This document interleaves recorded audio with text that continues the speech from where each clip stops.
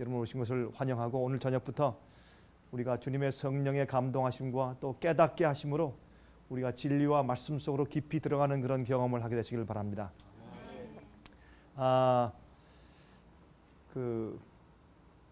제가 지금 한국에서 집회를 하고 돌아온 지가 얼마 안 됐습니다. 그러니까 여러분께서 혹시 제가 이번에 한국에서 집회한 그런 또 DVD를 원하시면 저희 이제 안내하는 우리 직원들에게 그렇게 말씀해 주시면 저희가 송부해 드리도록 하겠습니다. 제가 오늘 저녁에는 여러분들에게 성경이 악인의 부활을 말하고 있는 이유가 무엇인가 하는 말씀을 가지고 좀 같이 좀 성경을 상고하려고 합니다. 여러분, 이 제목은 악인의 부활, 과연 이 말씀 가운데서 복음이 나올 수 있을까라고 생각될지 모르겠습니다만은 이 말씀을 우리가 성경에서 연구하면 정말 복음의 그 진수를 이해하게 됩니다. 하나님께서 왜 악인을 부활시키실까? 간단한 얘기 같지만 그렇지 않습니다. 그렇죠? 악인들은 이미 다 멸망되어 있는데 왜 악인을 또 부활시키시는가? 그렇죠? 그것도 천년기 이후에. 그래서 이 성경의 가르침이 그렇게 간단한 것은 사실 아닙니다. 그래서 우리가 이 이슈를 좀 이해하면서 우리 하나님이 어떠한 분인가? 우리 하나님이 어떠한 분인가? 여러분과 제가 섬기고 있는 하나님이 도대체 어떠한 분이냐?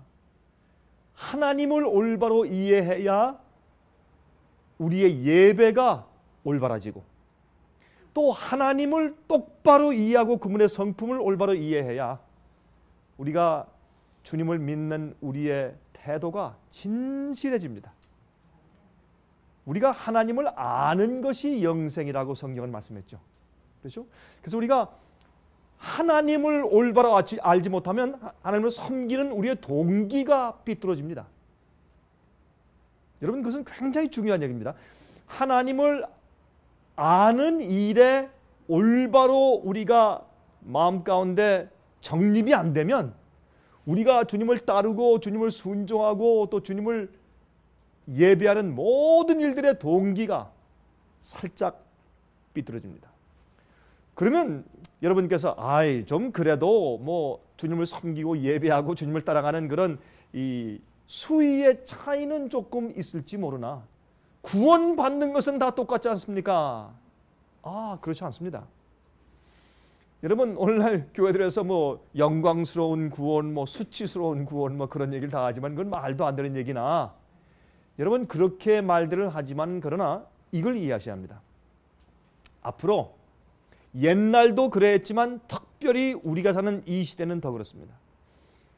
앞으로 짐승의 표의 환란이 올 때, 그때 정말로 하나님께 대해서 신락 같은 오해도 없는 깨끗한 이해. 그래서 내가 무슨 일이 있어도 저런 하나님은 내가 온 마음과 뜻과 정성과 목숨과 힘을 다하여 내가 사랑하고 내가 헌신하고 섬기겠다. 그런 순수한 마음이 생기는 자라야 마지막 환란을 통과할 수 있습니다. 왜냐하면 우리 마음 가운데 하나님을 섬기고 따라가는데 불순한 그런 마음이나 그런 동기를 가지고 있으면 주님께 목숨을 다해서 섬길 수가 사실은 없습니다. 여러분, 하나님은 자 보십시오. 사랑하는 사람을 위해서 내가 내 생명을 바친다. 그거 쉬운 거 아닙니다. 하나님을 위해서 내가 어떠한 불이익도 당한다. 그거 쉬운 거 같은데 사실 쉬운 거 아닙니다. 많은 사람들이 신앙생활하면서 제일 그 마음이 흔들릴 때가 고난 당할 때 아닙니까? 시험 당할 때, 그렇죠? 또 자기가 원하는 그런 꿈대로 이루어지지 아니할 때, 그때가 제일 힘들잖아요.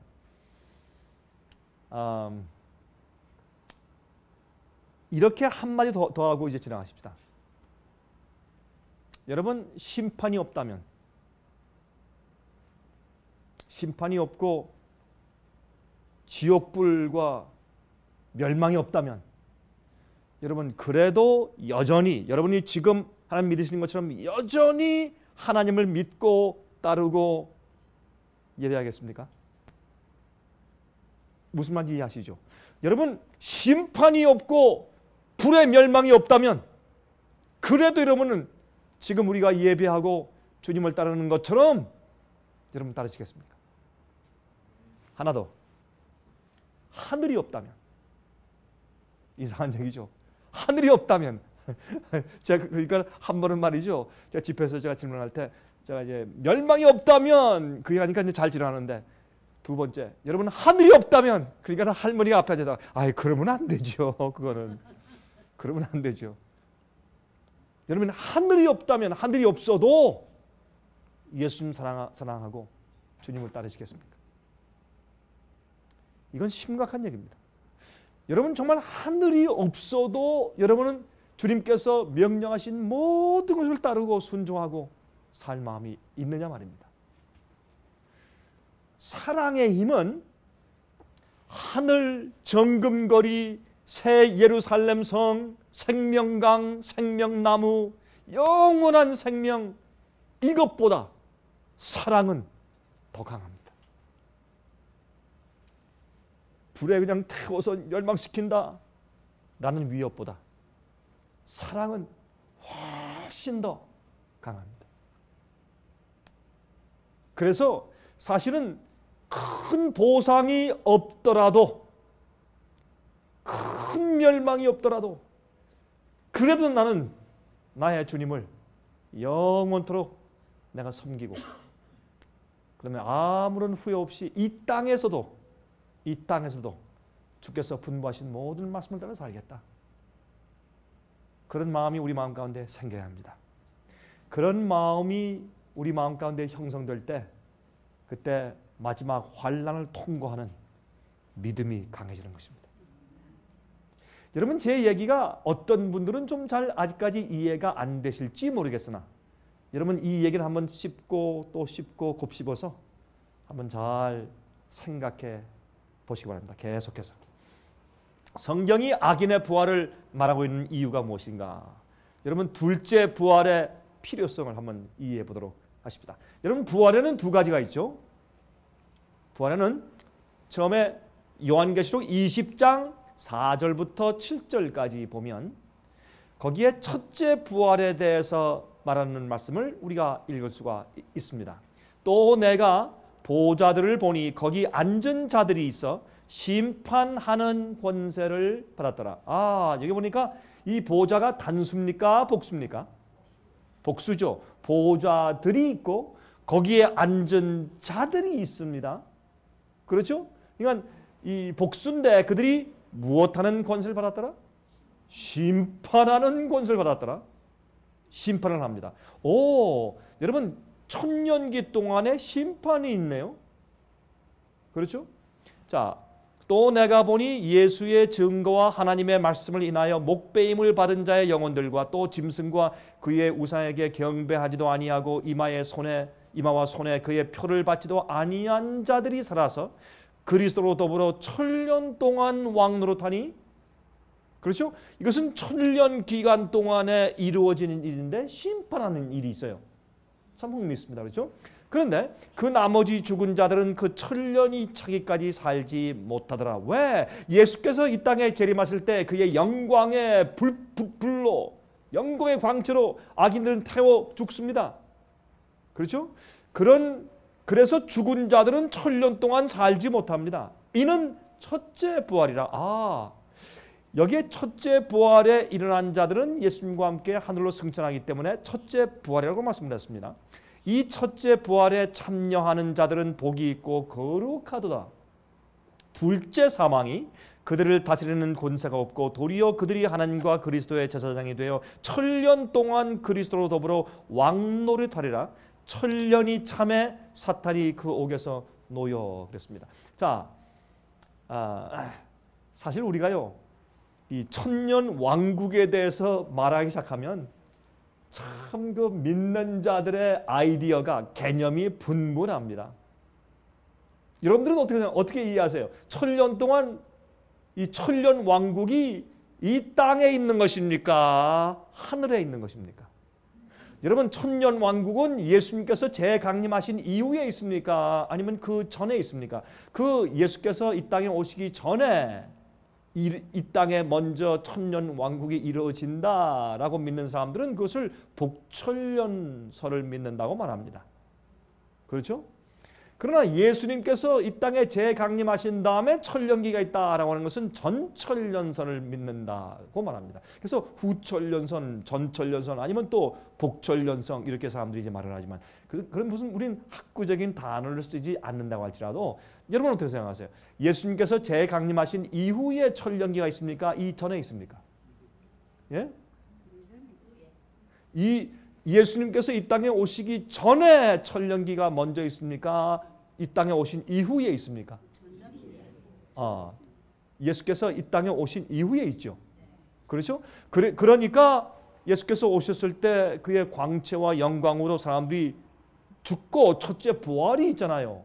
그 다음에 천년기가 이제 생기고 이루어지는 것을 우리가 여기서 볼 수가 있단 말입니다. 그런데 또 하나는 천년 왕국이 하늘에 있는 것입니까? 땅에 있는 것입니까? 예? 하늘에 있습니까? 확실합니까? 혹시 땅에 있다라고 생각하시는 분들이 혹시 계시지 않습니까? 근데 제가 한국에서 이제 집회를 하는데 어떤 분들은 제 강의를 듣더니 야, 참 목사님 이거 몽땅 다 뒤집어줘야 되겠습니다. 몽땅 다 뒤집어. 어떻게 목사님 강의를 들어보면 제가 지금까지 믿어온 것 가운데서 대부분이 잘못됐습니까? 그래서 아주 어떤 데 기가 막혀서 망연자실하는 어쩔 줄 몰라하는 분들 제가 가끔 만나요. 사실 그렇습니다. 뒤집어져야 합니다. 뒤집어져서 우리가 지금까지 잘못 믿어온 것들은 정말 뒤집어져야 합니다. 성경의 교리와 가르침은 하나님이 어떠한 분이신가 하는 것을 우리에게 설명해 주는 것들입니다. 예? 하나님이 어떠한 분이시고 또 하나님의 이 창조 사업을 우리가 보면서 하나님은 어떠한 분이시다. 하나님의 심판하시는 모습 보면서 하나님은 어떠한 분이시다. 하나님의 오래 참으시는 보면서 하나님은 어떠한 분이시다. 우리가 이 성경의 모든 역사와 기록들을 보면서 하나님을 우리가 보는 것입니다. 예언을 보면서 하나님을 보는 것입니다. 여러분, 성경에 있는 모든 가르침들은 사실 하나님의 성품과 하나님의 됨됨을 우리에게 알려주는 것들입니다. 그래서 우리가 하나님을 올바로 알면 우리 마음 가운데 주님을 사랑하는 우리 마음의 정도가 그만큼 올라가는 것입니다. 하나님을 그만큼 사랑하면 그 다음부터는 우리가 사는 생애에서 남들에게 빛을 발하는 정도가 점점 밝아지는 것입니다. 사랑은 먼저 하나님이 우리를 사랑하셨습니다. 그 하나님의 사랑이 우리 마음 가운데 부어지면 그 사랑의 빛이 배어나가게 되어 있습니다. 우리는 어떤 때는 억지로 사랑하려고 참 애를 써요. 사랑은 자연적으로 생기는 것입니다. 사랑이 위에서부터 오면 자연히 반사되죠. 그렇죠?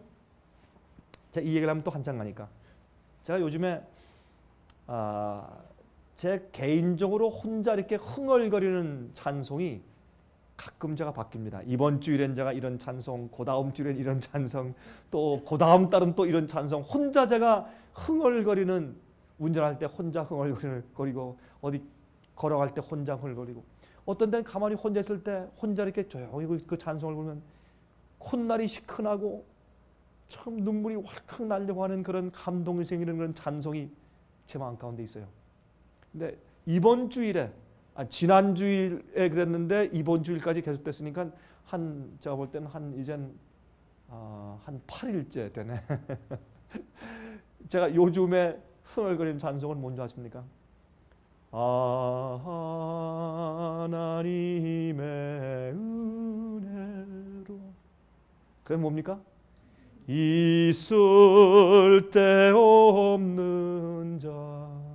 그 다음 뭐예요? 왜 구속하여 주는지 난 알 수 없도다.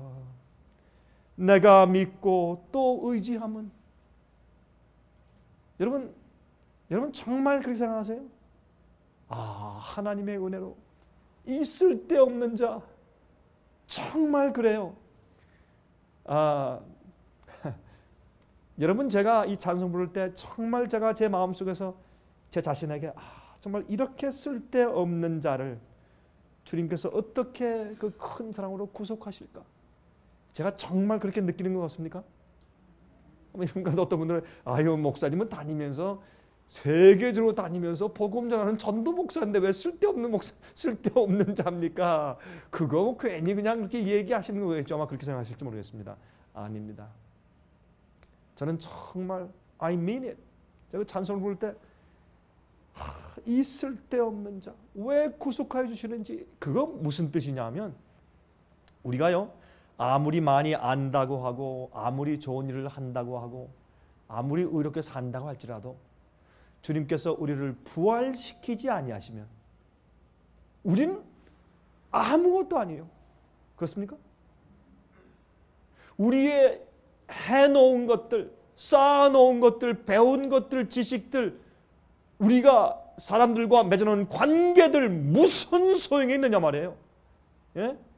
우리가 쓰러진 다음에 주님께서 깨워서 부활시키지 아니하면 우리의 삶과 인생이 무슨 의미가 있고 무슨 목적이 있고 무슨 가치가 있느냐 말이에요. 아무것도 아니잖아요. 그래서 하나님의 은혜로 이 쓸데없는 자, 정말입니다. 우리가 존재하고 우리가 살고 호흡하고 우리 심장이 뛰고 우리가 생각하고 우리가 일하고 하는 이런 모든 일과 앞으로는 보상과 소망을 기대하는 모든 일들은 하나님께서 우리에게 가치를 주시고 내가 너희를 영원히 살게 하겠다라고 약속하신 그 약속 때문에 우리는 가치 있는 삶을 가지는 것입니다. 그렇죠? 참, 하나님의 은혜로 있을 데 없는 자, 부활이 없다면 우리처럼 불쌍한 자들이 없어요. 여러분, 고린도전서 15장에 사도 바울이 말했잖아요. 우리에게 부활이 없다면 우리처럼 불쌍한 자들이 없다. 여러분, 어떻게 하시든지 둘 중에 하나는 참석하셔야죠. 죽었다가 잠들었다가 부활을 당하든지 아니면 살아서 호련히 변화되어 죽음 맛보지 않고 승천하든지 둘 중에 하나는 반드시 우리의 것이 되어야 하지 않겠습니까, 여러분? 예? 자, 그래서 이 첫째 부활을 이렇게 얘기했습니다. 그 다음에 보십시다. 계시록 20장 11절부터 15절 보시면 이제 재미있는 얘기가 나와요. 둘째 부활 얘기가 나옵니다. 또 내가 크고 흰 보좌와 그 위에 앉으신 자를 보니, 아까 우리가 읽은 말씀 보니까 보좌들이 복수고 거기에 앉아있는 자들, 사람들이 있어요. 그것은 구원받은 의인들이 그 보좌들에 앉아있는 것입니다. 왜? 그들이 1000년 동안 예수님과 왕노릇한다고 했으니까. 여러분, 그 성경에 보면 세 가지, 특별히 이스라엘의 유대 나라의 세 가지 직무가 있어요. 이 세 가지 직무는 다 예수님을 표상하는 것들입니다. 첫 번째 무엇입니까? 첫 번째, 선지자. 선지자는 하나님을 대신해서 대표해서 이 하나님의 백성들에게 주님의 뜻을 말해주고 주님의 그 의사를 전달해 주는 자입니다. 그래서 사실 이 선지자를 옛날에 처음에 말할 땐 선견자 그랬죠. 그렇죠? 이 mouthpiece. 그렇죠? 선견자. 다시 말해서 우리가 클라리넷, 색스폰 그런 것을 불 때 mouthpiece가 있어요. 그렇죠? 또 트럼펫을 불 때도 마우스피스가 있어요. 그래서 그것을 이렇게 뺐다가 가지고 있다가 또는 거기 끼 있는데 그게 없으면 불 수가 없어요. 그게 후 할 때 그 마우스피스가 소리를 내요. 그래서 선지자는 하나님의 뜻을 소리내어 전달하는 자예요. 자, 예수님은 어떻게 해요? 여러분이 히브리서 1장의 1절 보시면 하나님께서 여러 시대 동안에 하나님의 선지자들을 통해서 당신을 알리시다가 마지막에 당신의 아들을 예수를 보내셔서 당신을 알리셨다. 아들은 아버지의 형상이라 그렇게 말씀했지 않습니까? 그리고 예수님은 사실은 선지자 중에 선지자세요. 또 제사장, 여러분 제사장은 어떻게 됩니까? 제사장은 하나님 아버지와 하나님과 인간 사이의 중보자입니다. 그렇죠?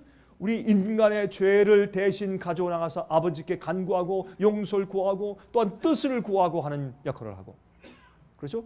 하나님의 뜻을 전하는 가운데 중보자입니다. 세 번째는 무엇입니까? 왕입니다. 왕. 예수님은 왕 중 왕이시죠? 만왕의 왕이세요. 그러면 그 왕은 무엇을 합니까? 자, 그럼 왕의 임무는 뭐냐면 재판하는 것입니다. 심판해 주는 것입니다. 그래서 솔로몬이 왕이 되었을 때 제일 먼저 뭘 구했습니까? 하나님이시여 내게 판단하고 재판하는 지혜를 주십시오라고 기도해서 하나님께서 특별한 지혜를 주셨죠. 그렇죠? 그래서 왕은 판단해주고 재판해주는 직무를 가진 자입니다.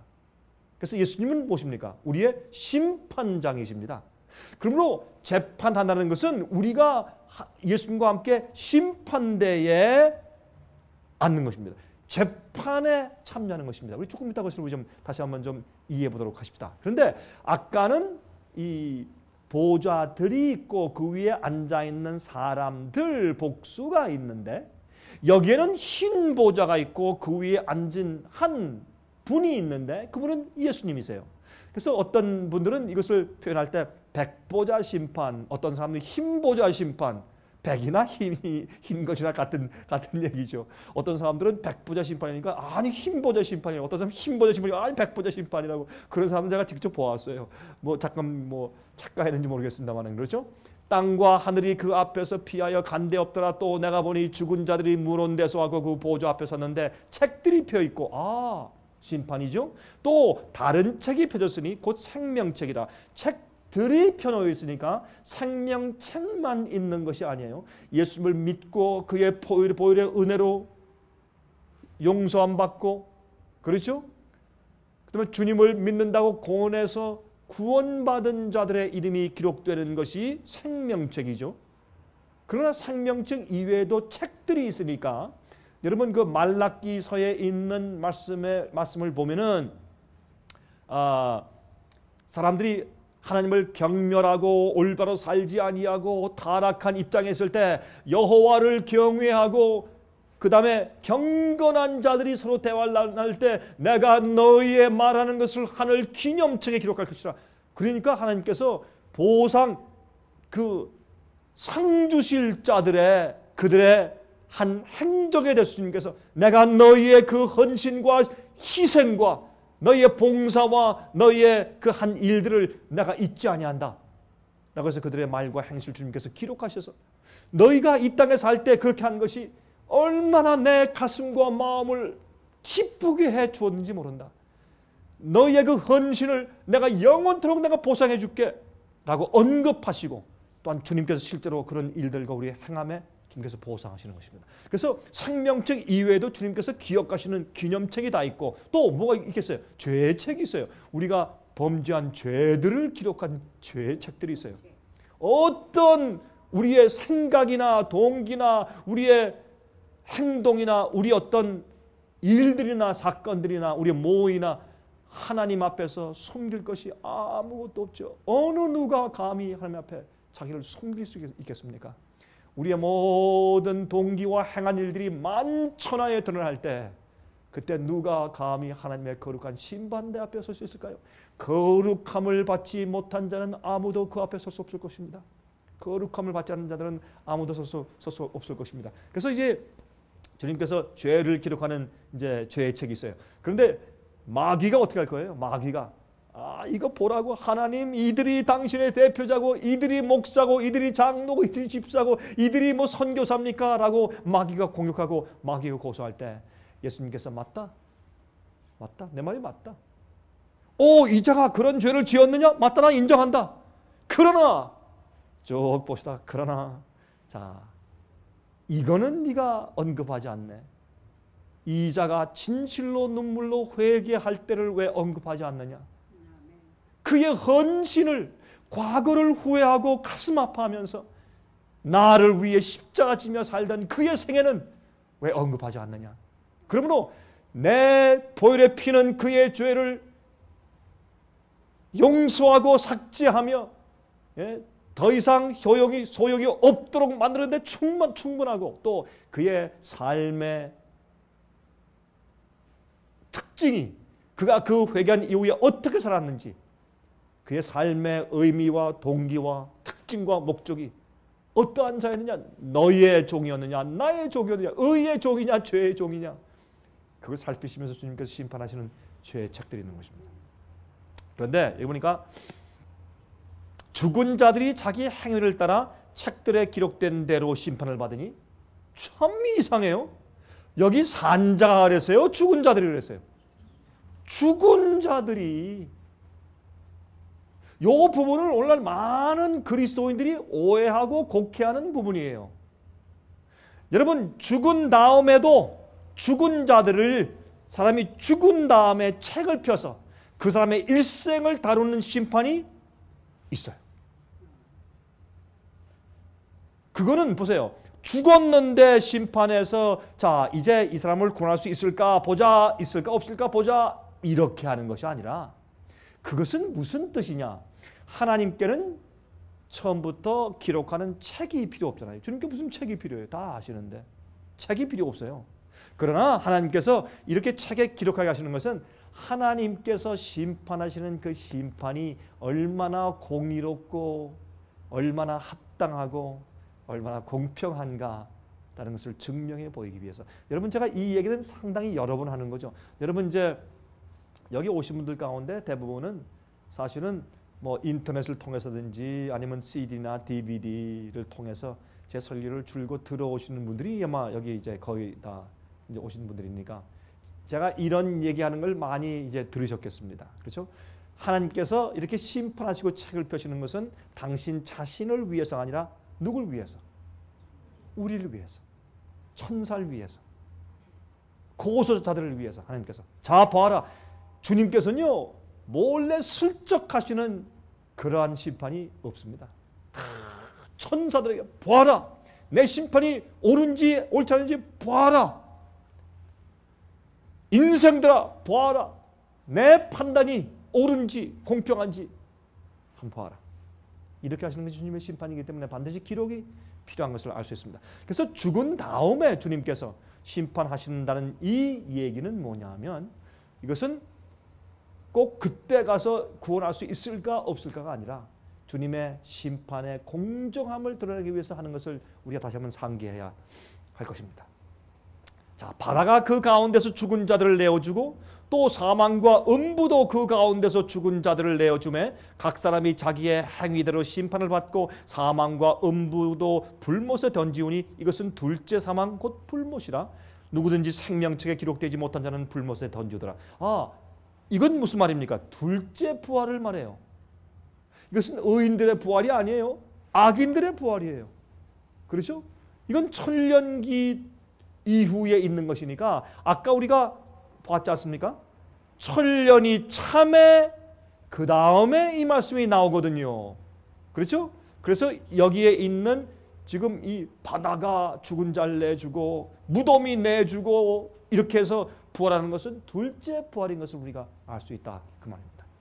여러분들 이미 알고 있는 분들도 우리 확인을 하십시다. 자, 요한복음 5장 27절부터 29절에 말씀하기를 또 인자됨을 인하여 심판하는 권세를 주셨느니라. 이를 기이 여기지 말라. 무덤 속에 있는 자가 다 그의 음성을 들을 때가 오나니 이 지구상에 무덤이 많고 죽은 자가 많은데 여러분 아담부터 시작해서 예수께서 오실 때까지 죽었던 모든 자들과 살아있는 모든 자가 예수 그리스도의 음성을 들을 때가 옵니다.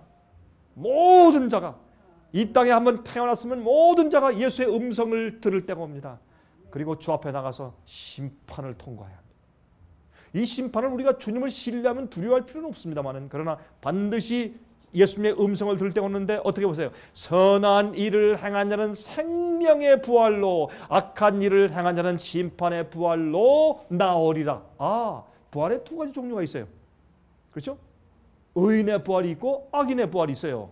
그렇게 예수님께서 말씀하셨습니다. 자, 사도행전 24장 15절 읽겠습니다. 저희의 기다리는 바 하나님께 향한 소망을 나도 가졌으니 곧 의인의 부활과, 그렇죠? 곧 의인과 악인의 부활이 있으리라 함이라. 의인과 악인의 부활이 각각 있어요. 동시에 있는 것이 아닙니다. 각각 있습니다. 마태복음 16장 27절 보세요. 인자가 아버지의 영광으로 그 천사들과 함께 오리니 그의 그때의 각 사람의 행한 대로 갚으리라. 하나님께서는 아주 참 공평하세요. 우리가 어떻게 믿고 어떻게 살았느냐에 따라서 주님께서 보상해 주실 것입니다. 악하게 산 자는, 불신한 자는 불신한 대로, 믿는 자는 믿는 대로. 요한계시록 22장 11절 12절. 불의를 하는 자는 그대로 불의하고 더러운 자는 그대로 더럽고 의로운 자는 그대로 의를 행하고 거룩한 자는 그대로 거룩되게 하라. 보라, 내가 속히 오리니 내가 줄상이 내게 있어 각 사람에게 그의 어떻게 한 대로? 일한 대로 갚아주리라. 그렇죠? 그래서 제가 늘 얘기하지만 우리가 구원받을 때 우리는 믿음으로 구원받지만 무엇으로 심판받는다? 행함으로 심판받는다. 이건 아주 성경적인 얘기입니다. 믿음으로 구원받고 행함으로 심판받는다. 그러므로 우리는 행함으로 구원받는 것은 아니다. 아무도 자기 행함과 공로로 구원받을 자가 하나도 없다. 그러나 동시에 의로운 행함이 없이 구원받을 자도 없다. 그렇죠? 조금 역설적인 얘기 같지만 꼭 그러한 것을 우리가 성경에서 볼 수 있습니다. 자, 데살로니가 후서 1장 7절부터 10절입니다. 이렇게 말씀했어요. 제가 지금 논리적으로 이 첫째 부활과 둘째 부활, 의인의 부활과 악인의 부활, 그렇죠? 생명의 부활과 심판의 부활을 지금 논리적으로 성경을 가지고 하나하나 지금 정리해 나가는 것입니다. 자, 데살로니가 후서 1장 7절부터 10절. 환난 받는 너희에게는 우리와 함께 안식으로 갚으시는 것이 하나님의 공이시니 주 예수께서 저의 능력의 천사들과 함께 하늘로부터 불꽃 중에 나타났을 때 여러분 이거 이해하셔야 돼요. 지옥불 무섭다고 그러죠. 진짜 무서운 불은요, 진짜 태우는 불은 하나님의 영광이에요. 하나님 앞에 설 때 그건 두려운 일입니다. 그렇죠? 예수님께서 능력으로 천사들과 함께 하늘로부터 불꽃 중에 나타나실 때 하나님을 모르는 자들과 여러분 불신자만 멸망당합니까? 아닙니다. 보세요. 하나님을 모르는 자들과 모르는 자들을 멸망시키신다고 불공평하지 않습니까? 알면 구원받았을 텐데 몰랐는데. 그런데 모르는 자들 가운데 많은 사람들은 알 기회를 충분히 주시고 빛을 주셨는데 자기들이 거절한 것이죠. 아니면 자기의 생활과 시간을 갖다가 진리를 깨닫고 하나님 찾는 일에 전적으로 바치지 아니하고 다른 일에 다 써버린 것이죠. 여러분 기억하세요. 앞으로 심판받을 때 우리가 잘못한 것에 대해서 심판받는 것뿐만 아니라 기억하세요. 우리가 하나님과 진리를 찾고 알아보기 위해서 쓰지 아니한 우리가 기회와 시간을 낭비한 것 때문에 멸망당할 것이에요. 나는 몰랐습니다. 정말 몰랐는가? 난 정말 그거 몰랐는데요. 그럼 어느 때 누굴 통해서 무슨 테이블 통해서 또 무슨 책자를 통해서 누구의 방문을 통해서 정말 몰랐는가? 아니면 알 마음이 없었는가? 이렇게 하시겠죠. 그렇죠? 그래서 하나님을 모르는 자들과 두 번째, 우리 주 예수의 복음을 복종치 않는 자들에게 형벌을 주시니 예수님께서 말씀하신 천국 복음, 영원한 복음, 올바른 성경적인 복음, 그 복음대로 복종치 않는 자들에게 형벌을 주시니 로마서 1장과 16장에 어떻게 말씀하십니까? 내가 복음을 전하는데 이 복음을 사람들로 하여금 믿어 순종케 하려고 내가 이방인의 사도가 되었다. 그렇게 말씀하세요. 믿어 순종케 하려고. 여러분 복음은 그냥 듣고 와 기쁘다 예수께서 나를 위해 돌아가셨구나 감사하다 구원이다 이렇게만 하는 것이 아니라 복음은 순종해야 돼요. 복음은 주님께서 우리를 구원하시는 기쁜 소식이 들어있으나 주님께서 우리를 구원하실 때 어디로부터요? 다시 어디로부터요? 죄로부터. 자, 죄로부터 그 죄라는 말을 또 불순종으로부터 그렇게 할 수 있어요? Yes. 우리 속에 있는 죄의 충동과 유혹과 마귀의 시험으로부터 할 수 있어요? Yes. 그러므로 복음을 복종한다는 뜻은 뭐냐면 복음은 우리에게 구원의 소식을 주지만 둘째 주께서 우리에게 명하시는 일들이 있어요.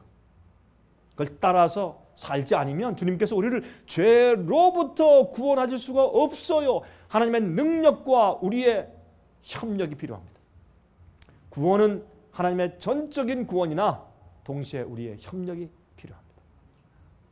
여러분 내가 굴복하고 내가 주의 말씀을 읽고 내가 선택하고 내가 펴서 내가 기도하고 또 내 마음에 성령께서 깨닫게 하실 때 알겠습니다 주여 그렇게 하겠습니다.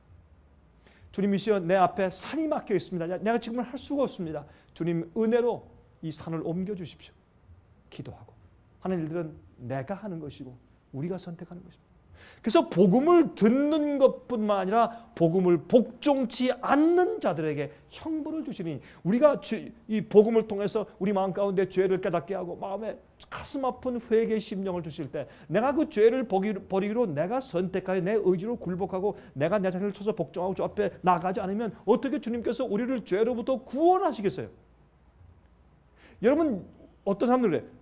과거의 죄와 현재 죄와 미래의 죄까지 이미 십자가에서 다 용서해 주셨는데 왜 자꾸 걱정하느냐? 아닙니다.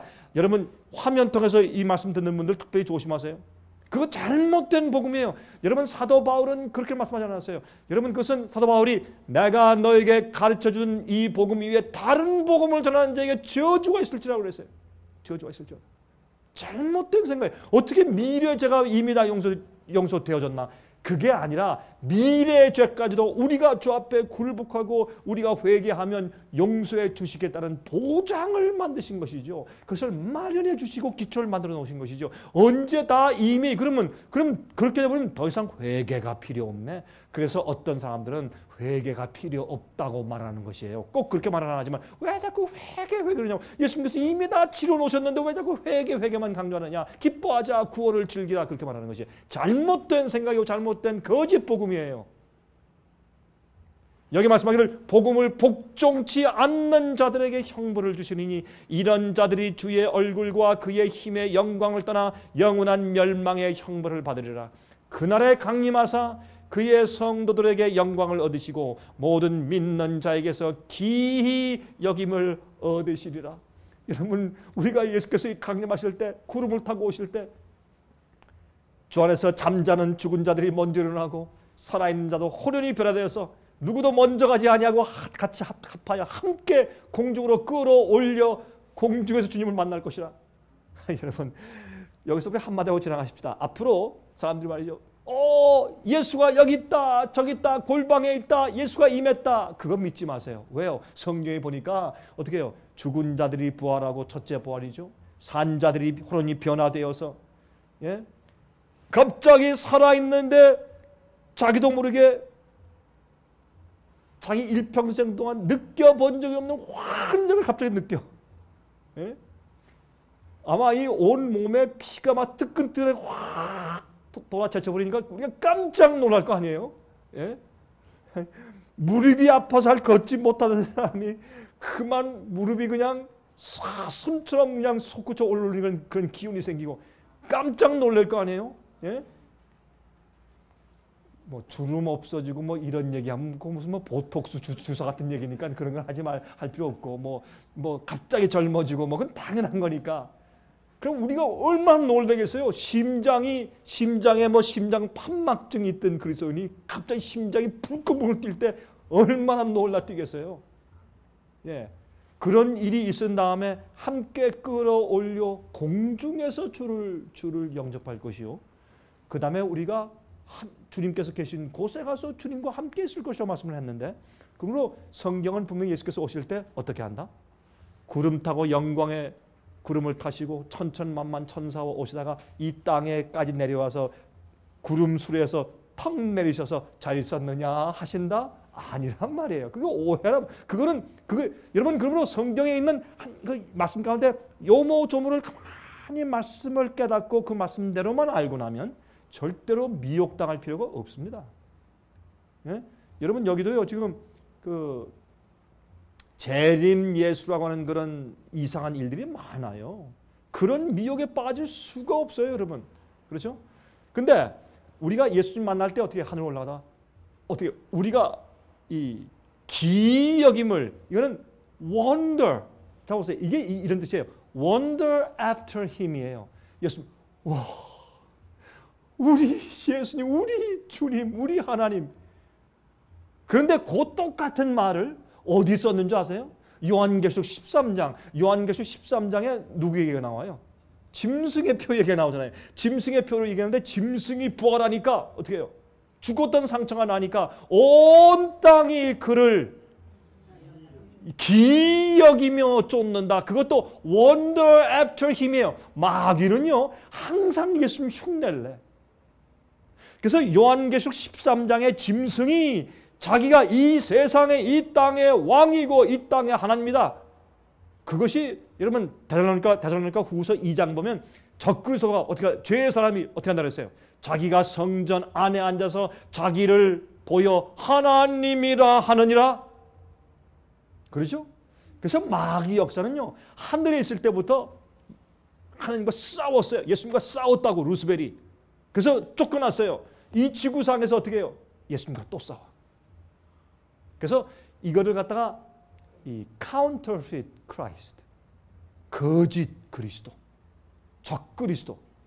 근데 여러분 그 요한일서 3장 4장 계속 보면 거기에 적 그리스도의 정신이 있어요. 적 그리스도의 마귀의 정신이 있는데, 마지막 시대는 두 가지 사건이 있어요. 잘 들으세요.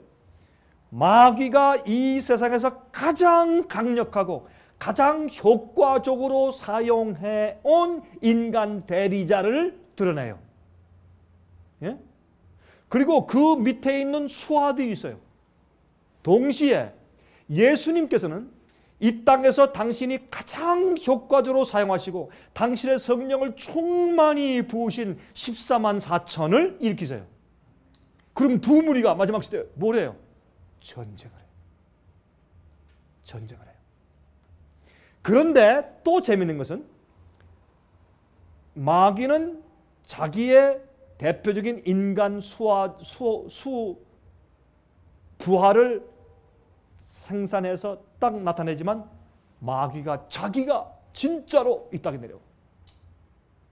마귀 자기 자신이 실제 예수님처럼 변장해서 이 땅에 내려와요. 그래서 사람들이 너무 놀라서 그를 따를 것이에요. 그때 우리가 저건 예수가 아니고 가짜라고 말할 수 있는 여러 가지 힌트가 있는데 그 중에 하나가 뭔지 아세요? 예수님께서는 이 땅에 내려와서 땅에 발을 디디지 않으십니다. 그렇죠? 그런데 예수님께서 이 땅에 구름 타고 오세요. 그러므로 마지막 시대는 말이죠. 하늘의 영광과 이 땅의 마귀의 역사가 이 뒤엉키는 시대에 우리가 살기 때문에 굉장한 일들이 생길 것이에요. 그러므로 여러분들 지금부터요, 제가 왜 이렇게 이 성경의 가르침과 교리 또 여러 가지 부분을 제가 왜 이렇게 자꾸 강조하고 강의하느냐? 예? 제가 성령 문제를 제가 왜 가르치느냐? 예수님의 재림의 문제를 왜 가르치느냐? 예언을 왜 강의하느냐? 예? 심판 문제를 왜 강의하느냐? 복음을 왜 강의하고 의가 무엇이고 죄가 무엇인지를 왜 강의하느냐? 원죄설이 잘못됐다는 것을 제가 왜 강의하느냐 하면 이런 모든 가르침이 우리가 진리로 구원받아야 돼. 진리가 우리 마음속에 들어와서 개념을 바꾸고 잘못된 생각을 바꾸고 우리 성품을 바꾸고 우리가 진리로 거룩하게 되어야 분별할 수 있어요. 성령을 받는다. 뭘 받아요? 진리를 통해 받아요. 성령이 우리에게 진리를 주셨기 때문에 진리 말고 오류를 이해하고 오류를 받으면서 동시에 성령을 받을 수가 없어요. 성령은 진리의 영이기 때문에. 예? 그러므로 예수님께서 요한복음 17장 17절에 아버지시여 저들을 진리로 거룩하게 하옵소서. 아버지 말씀은 진리입니다. 제가 이 얘기를 하는데 여러분들은 좀 덤덤하죠. 지금 덤덤하죠. 마음이 지금 무슨 얘기를 지금 강 목사가 하고 있는가 덤덤해요 마음이? 아니죠. 이게 얼마나 중요한지 몰라요. 제가 정말 천사의 박언을 좀 할 수 있으면 좋겠어요.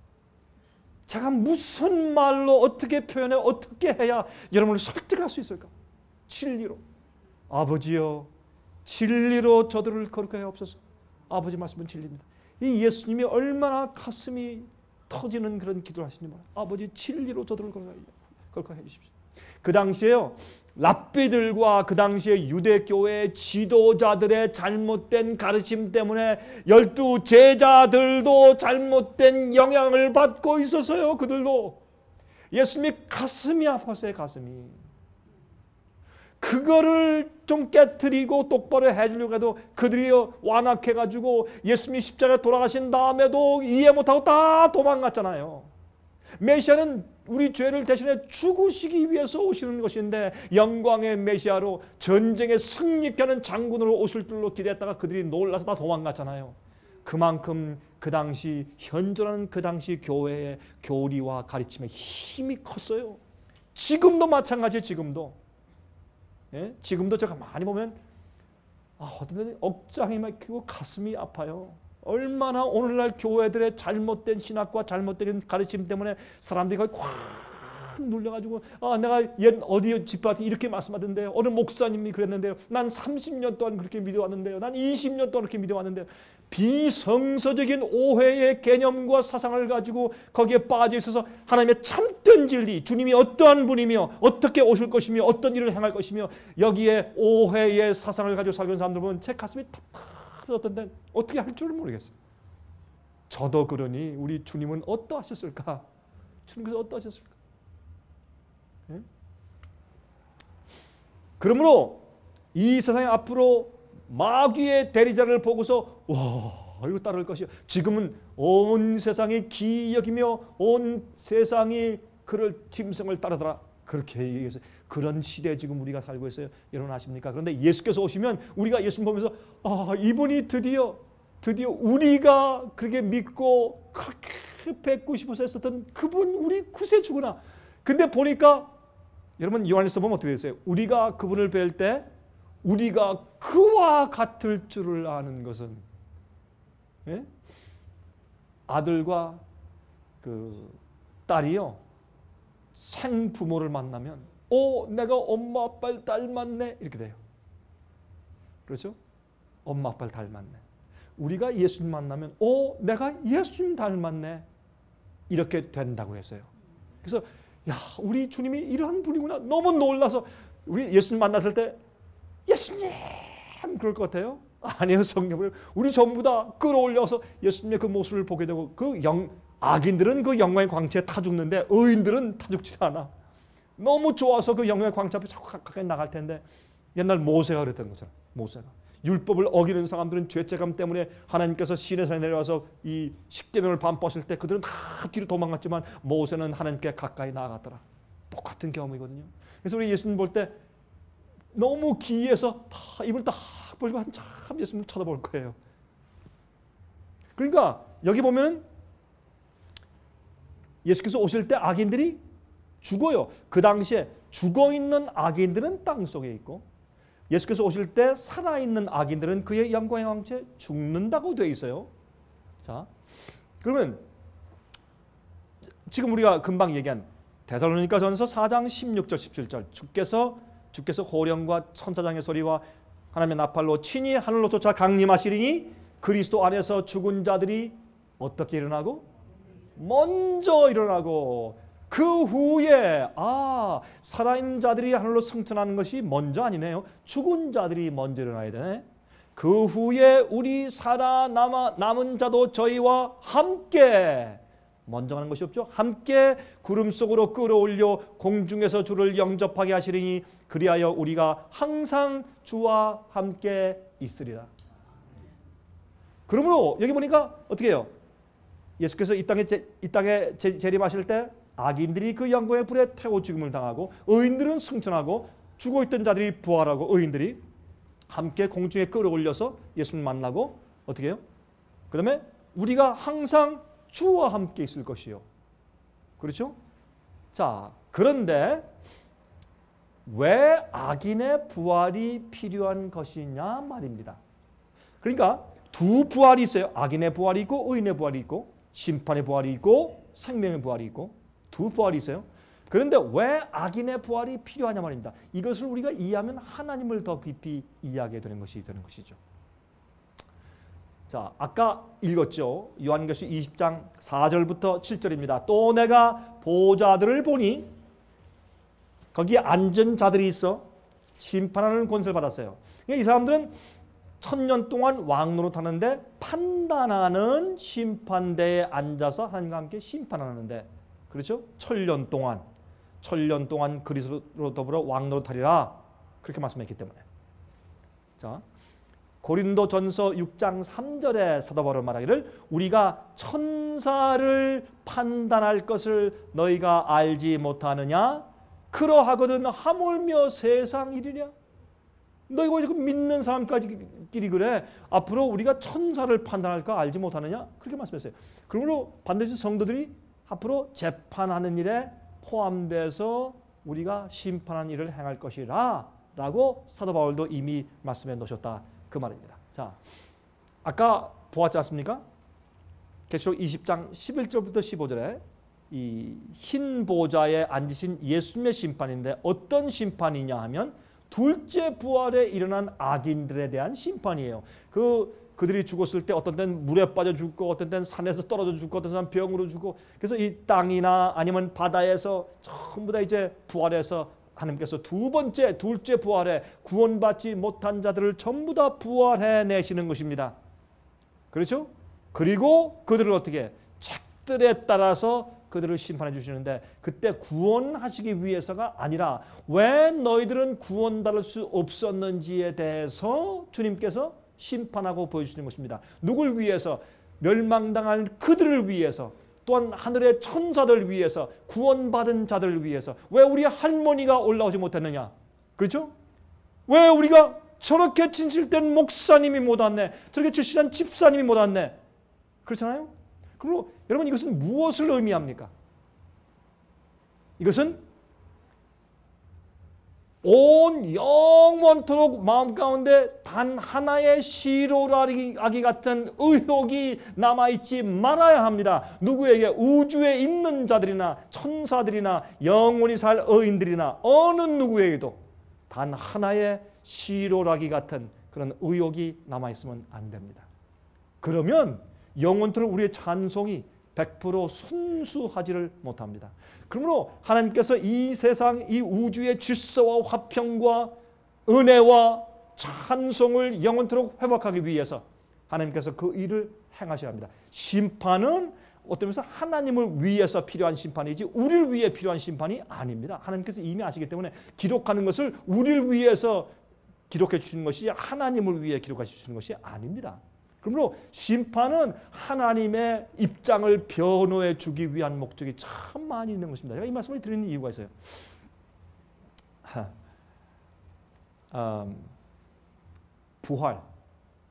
부활은 재창조입니다.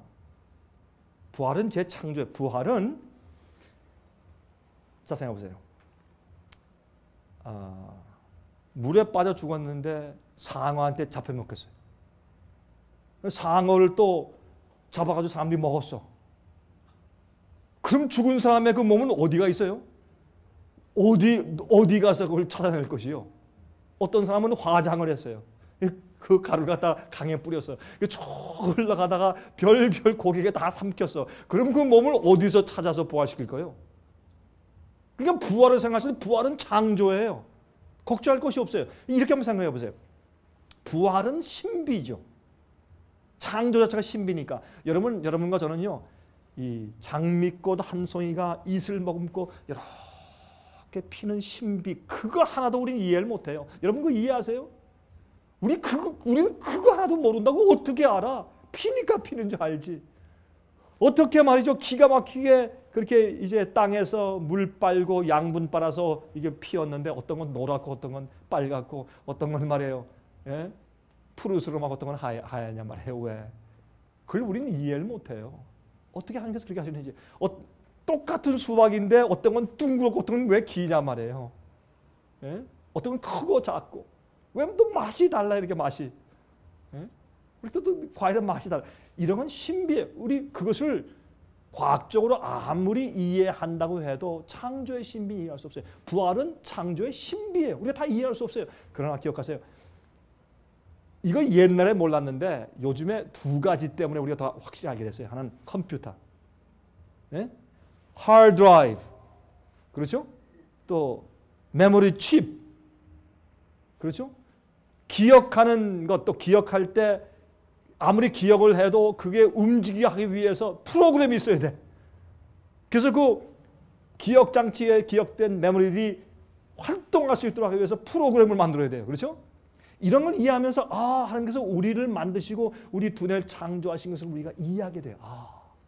참 신비하다. 그 다음에 사람도 컴퓨터를 만드는 거 보니까 하나님께서 우리를 창조하셔서 어떻게 하게 하시는 기능들, 참 창조의 오묘와 신비를 조금 우리가 이해하게 되죠. 그 다음에 DNA. DNA는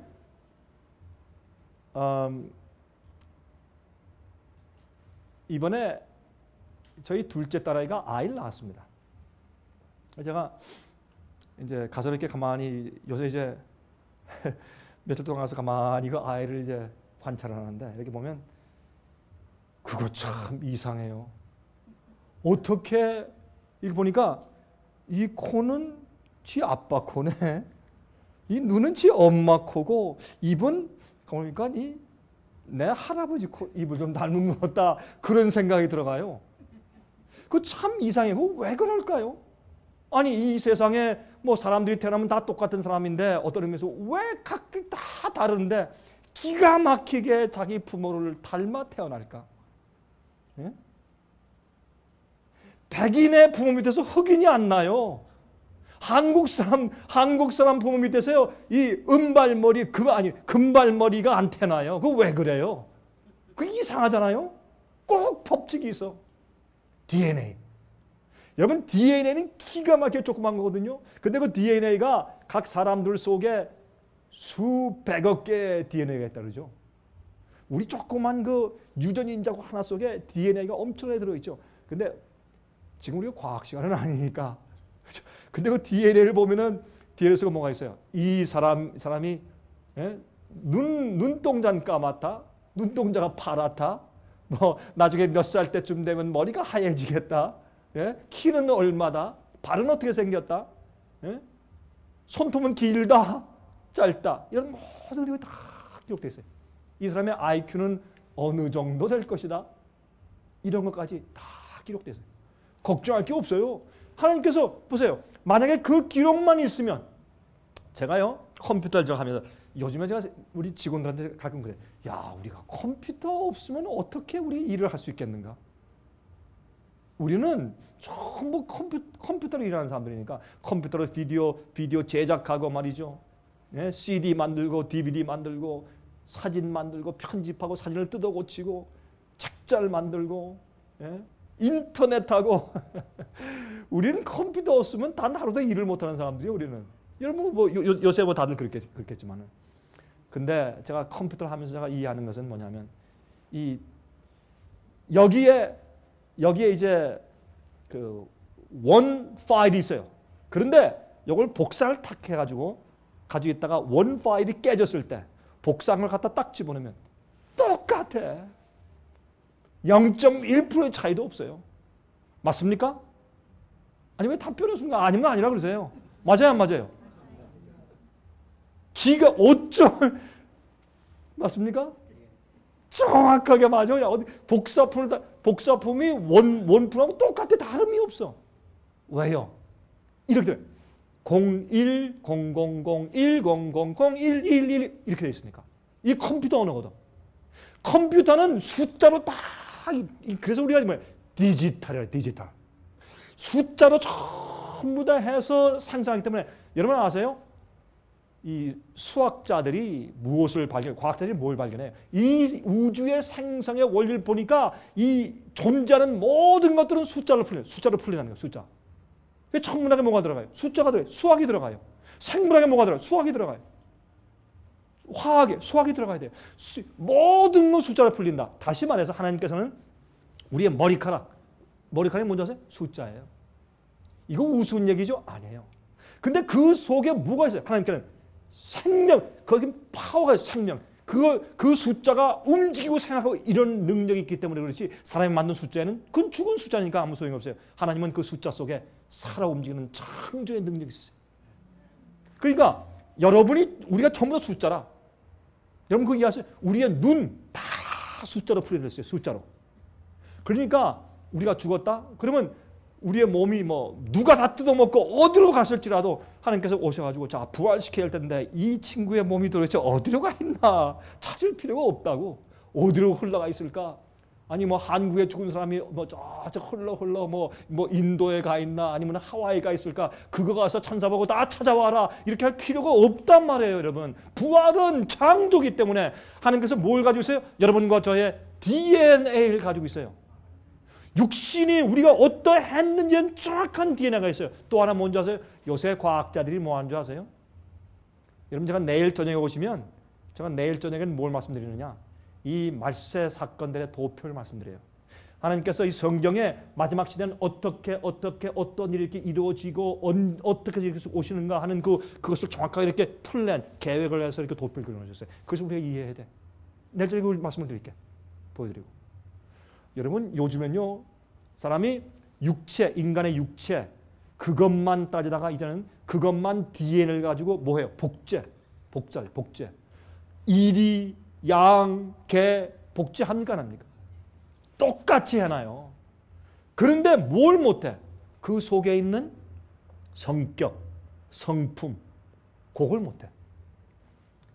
그 개념, 정신, 영의 부분, 혼의 부분 그걸 못하는 거예요. 그런데 요즘에 과학자들이 어디 손을 대는 줄 아세요? 거기에 손을 대. 그래서 여러분 이 세상은 오래 갈 수가 없어요. 빨리 끝나야 돼요. 예수님 빨리 오실 거예요. 여러분 노아 홍수 때 언젠가 오긴 올 텐데 하루아침에 왔어요. 하루아침에. 홍수의 그 비가 떨어지기 바로 전날까지 해가 쨍쨍 비치면서 아무 일도 없었어요. 여러분 그걸 기억하세요?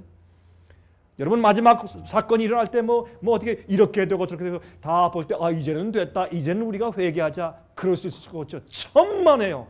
여러분 오늘 밤에 여러분 주무시기 전에 주 앞에 무릎 꿇고 오늘 회개하세요. 오늘 죄를 주 앞에 드리고 회개하고 주 앞에 굴복하세요. 오늘 하세요. 그거 안 하시면 여러분이세요. 큰일 나요. 우리의 생명은 우리가 보장할 수 없기 때문에 그렇습니다.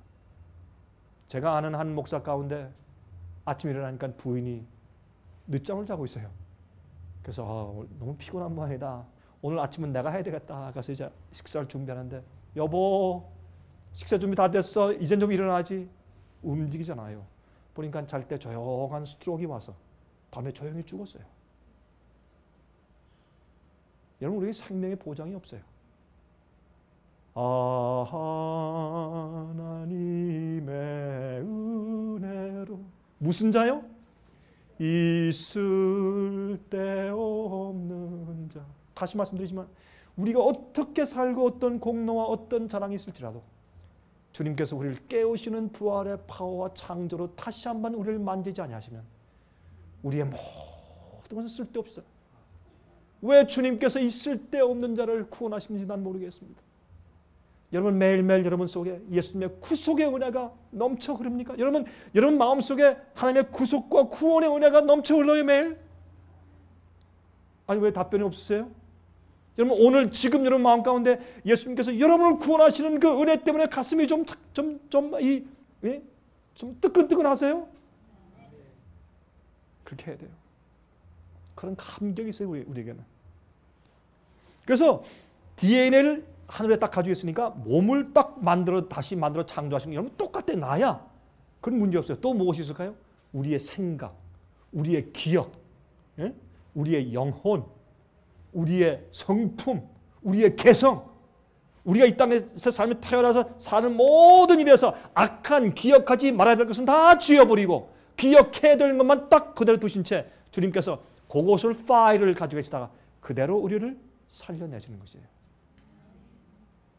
부활은 창조고 부활은 기적이에요. 우리가 이해할 수 없어요. 그런데 그 일을 어떻게 하신다? 하나님께서 의인들을 하시고 악인들도 하세요. 근데 악인들을 왜 그렇게 하시는가?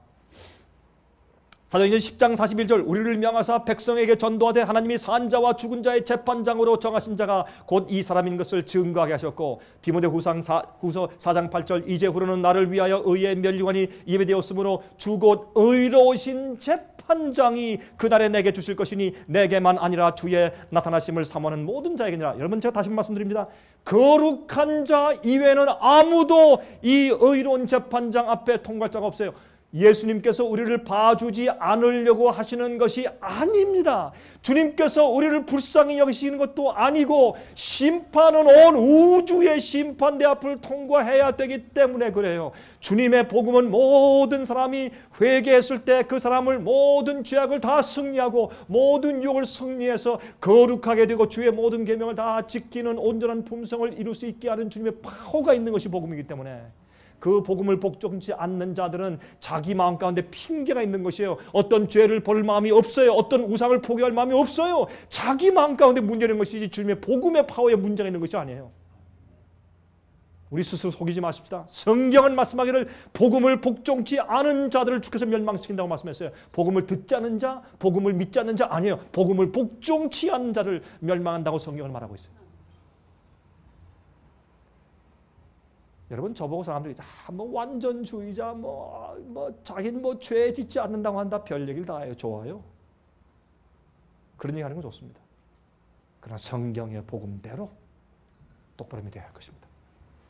자, 사도행전 10장 41절 보세요. 우리를 명하사 백성에게 전도하되 하나님이 산자와 죽은 자의 재판장으로 정하신 자가 곧 이 사람인 것을 증거하게 하셨고, 성경은 심판을 얘기한단 말이에요. 왜?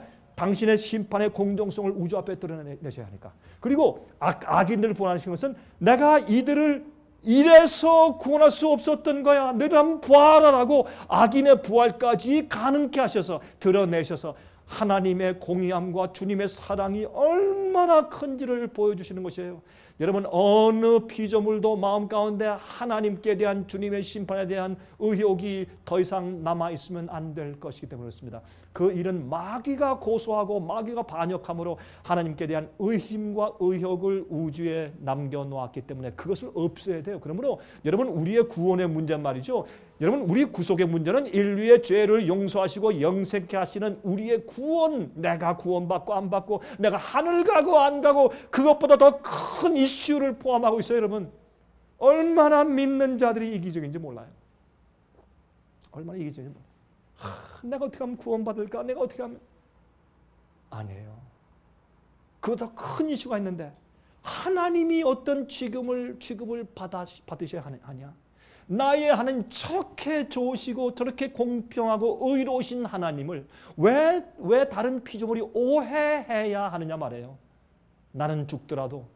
그래서 여러분 14만 4천은 마지막 환난을 통과할 때 어떤 생각을 하는 줄 아세요? 나는 혹시 내가 부족하여 내가 멸망당하는 일이 있을지라도 나는 온 우주 앞에 내가 주장합니다. 나는 부르짖습니다.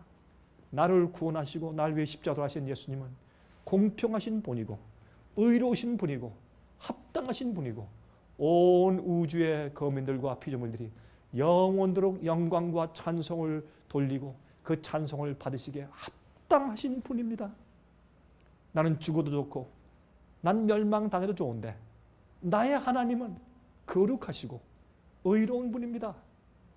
라는 마음을 가지고 사는 사람들이 마지막 14만 4천이에요. 그들의 성품을 성경은 말하기를 그래서 그들은 어린 양이 어디로 인도하든지 어떻게 하는 자라? 따라가는. 어디로 인도하든지 자기의 기호대로가 아니에요. 자기의 불이익 때문에 안 가고 이익이 있으니 가고가 아니에요. 자기의 구원이 중심이 아니라 하나님께서 올바로 취급을 당하셔야 되겠다. 주님의 명예와 영광을 위해 사는 것이 그들의 생애의 중심이에요. 그게 그렇게 중요한 것이 그 더 큰 이슈를 가지고 있어요. 그래서 둘째 부활이 중요한 것이에요. 왜요? 빌립보서 2장 8절부터 11절을 말씀했습니다. 사람의 모양으로 나타나셨으며 자기를 낮추시고 죽기까지 복종하셨으니 곧 십자가에 죽으시며. 그 이유가 어디 있냐 말이에요. 그렇게 해서 우리가 구원받고 용서받고 예스 그것도 맞으나 그보다 더 중요한 이슈가 있는데 이렇게 말씀했어요. 사도 바울이 이렇게 말씀했어요. 이러므로 이렇게 예수께서 성육신 하셔서 십자가에 돌아가심으로 이러므로 하나님이 그를 지극히 높여 모든 이름 위에 뛰어난 이름을 주사 하늘에 있는 자들과 땅에 있는 자들과 땅 아래에 있는 자들로 모든 무엇을 무릎을 어디에 예수의 이름에 어떻게 하게 하시고 꿇게 하시고 모든 입으로 예수 그리스도를 주라 하시나여 하나님 아버지께 무엇을 돌리게 영광을 돌리게 하셨느니라. 여러분 영광을 돌리는 건 뭐예요? 하나님은 옳습니다. 하나님은 자비로우시고 은혜로우시고 노하기를 더디하시고 여호와의 이름의 그 의미처럼 다 인정하고 주님이시여 하나님께서 혹시 나를 영원한 하늘로 데려가시지 않는다고 해도 주님은 공평하신 분이 그걸 내가 믿습니다. 나는 어떤 일이 있을지라도 난 하나님을 신뢰합니다. 100% 신뢰합니다. 그래서요 어떤 때는 제가 말씀드리잖아요. 하나님께서 우리를 병 고치시고 또 우리의 모든 시련과 환난들을 해결하실 능력이 있으세요? 예스. 예스. 그러나 그보다도 더 큰 믿음은 뭔지 아세요? 내가 암 걸려 죽을지라도 내가 경제가 망할지라도 내가 억울하게 죽음을 당하고 핍박당해 순교당할지라도 다시 말해서 사람들이 볼 때 너 예수 믿는다고 축복이 뭐 있어? 너는 완전히 망해 죽네. 그런 입장에 있을지라도 하나님께 감사와 찬송을 드리고 주님을 100% 신뢰할 수 있는 믿음이 예? 암 걸렸다 갑자기 암이 떨어지는 것보다 더 큰 믿음이에요. 그걸 이해하셔야 돼요. 그게 진짜 마음의 치유요. 그게 그런 믿음이 있으면 그들은 정말 하나님께 영광을 돌리는 자들인데 예수님께서 행하시는 모든 일 때문에 어떻게 모든 자들이 여긴 누가 포함돼요? 마귀, 타락한 천사, 우주 거민들, 예? 의인들, 앞으로 둘째 부활이란 악인들까지 모든 무릎이 한 번은 이 지구상에 말이죠. 천년기 지난 다음에 첫째 부활 말고 둘째 예수께서 오실 때 첫째 부활이죠. 천년기 이후에 둘째 부활이 있을 때 그때는 말이죠. 같은 시간에 같은 지구 표면에 아담 때부터 태어났던 모든 인간들이 다 거기 있을 것이에요. 한꺼번에. 악인들은 어디에? 새 예루살렘 성 안에 밖에. 의인들은 안에. 그러나 동시에 같이 있을 것이에요. 그리고 천사들은 지구 주위에 하늘에서 우주 거민들을 다 쳐다보는 가운데서 이 우주에 숨쉬고 산다는 피조물들과 하나님들이 삼위니까 아버지와 아들과 성령 하나님과 함께 온 우주의 모든 숨쉬는 자들이 하나님과 함께 한 자리에 있을 것입니다. 그때 모든 자들이 하나님께 다 무릎을 꿇을 것이에요. 어린 양에게 무릎을 꿇고 영원토록 존귀와 찬송을 받으시기에 합당합니다 할 것입니다. 누구까지? 마귀와 악한 천사와 악인들까지 한 번 그렇게 할 것이에요. 했다가 그들이 어떻게 해요? 수치소리가 금방 일어날 것이죠. 그러나 한 번은 다 어떻게 하나? 무릎을 꿇게 하기 위해서. 이게 뭐예요? 결국은 하나님이 의로우시고 공평하십니다. 맞습니다. 하나님이 옳습니다.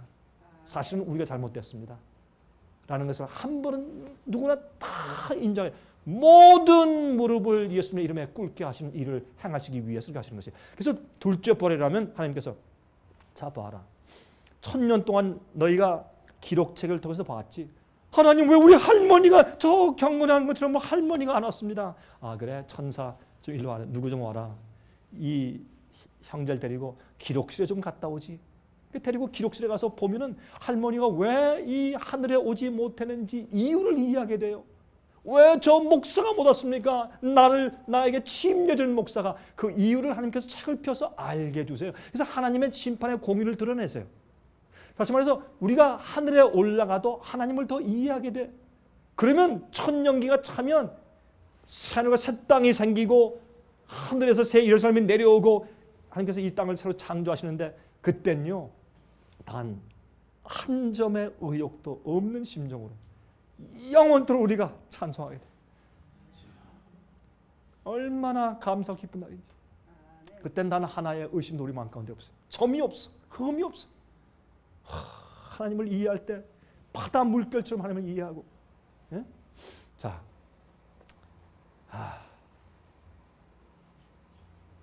여호와를 아는 지식. 이사야 11장 9절 나의 거룩한 상 모든 곳에서 해됨도 없고 상함도 없을 것이니 이는 물이 바다를 덮음같이 여호와를 아는 지식이 세상에 충만할 것이라. 한 사람도 하나님을 오해하는 사람이 더 이상 없어. 예? 답답해하는 사람이 없어요. 이 세상에 바닷물에 물이 충만한 것처럼 하나님을 아는 지식이 세상에 충만하게 될 것입니다. 그렇죠? 요한복음 17장 3절 영생은 곧 유일하신 참 하나님과 그의 보내신 자 예수 그리스도를 어떻게 하는 것이라? 아는 것이라. 우리가 하나님을 알잖아요. 저절로 순종하게 되고, 하나님을 알잖아요. 저절로 섬기게 되고, 저절로 이기게 되고, 희생하고, 다 뭐 불이익 당할 거 다 하고 다 하게 돼. 그게 하나님을 아는 것은 우리가 그렇게 살게 돼 있어요. 알면, 하나님을 알면 그게 영생이고, 그게 능력이에요. 그게 파워예요. 하나님을 아는 거. 자, 지나갑시다. 지옥은 원래요, 죄인들을 위해서 예비된 장소가 아닙니다. 지옥은 원래 죄인들을 위해서 있는 장소가 아니에요. 성경이 그렇게 말했잖아요. 마태복음 25장 41절에 또 왼편에 있는 자들에게 이르시되 저주를 받은 자들아 나를 떠나 마귀와 그 사자들을 위하여 예비된 영영한 불에 들어가라. 지옥은 원래 사람을 태워 없애기 위해서 준비된 것이 아니에요. 마귀와 죄의 근원을 없애기 위해서 한 것이죠. 그렇죠? 여러분 요한계시록 14장 9절부터 11절 사이에 이런 말씀이 있어요. 거룩한 천사들 앞과 어린 양 앞에서 불과 유황으로 고난을 받으리니 그 고난의 연기가 세세토록 올라갈 것이라. 짐승의 표 받은 자들에게. 그러면 참 이상하잖아요. 꺼지지 않는 불, 꺼지지 않는 연기, 뭐 세세토록 탄다, 뭐 영원으로 탄다, 이렇게 되어 있잖아요. 우리가 여러분 저희 집회 참석하시는 분들은 이런 건 다 지나가신 분들이죠. 이사야 34장 9절부터 11절 말씀하기를 에돔의 시내들은 변하여 역청이 되고 그 티끌은 유황이 되고 그 땅은 불부는 역청이 되며 낮에나 밤에나 꺼지지 않고 그 연기가 끊임없이 떠오를 것이며 세세 황무하여 그리로 지나갈 자가 영영이 없겠고. 여기 보세요. 에돔을 멸망할 때 거기에 불로 멸망하시는데 어떻게 해요? 세세의 황무에 영원히. 아니 그럼 지금 에돔에 가면 지금도 황무에 있습니까? 아니거든요. 예? 또 연기가 끊임없이 영원히 타올라가. 그럼 거기 가면 지금도 영원히 중동쯤에 가면 지금 계속 연기가 타올라가고 있습니까? 아니지 않습니까? 표현이죠. 당화와 고슴도치가 그 땅을 차지하며 부엉이와 까마귀가 거기 거할 것이라. 이건 무슨 말입니까? 아니 사람이 거하지 못하는데 어떻게 짐승은 거하나? 불이 막 연기가 계속 올라가고 있는데. 그래서 영원이란 뜻은 무엇입니까? 영원의 의미는 의로운 자들이나 의로운 것들은 영원히 존재합니다. 두 번째, 악한 자들이나 악한 것들은 불타서 없어져야 합니다.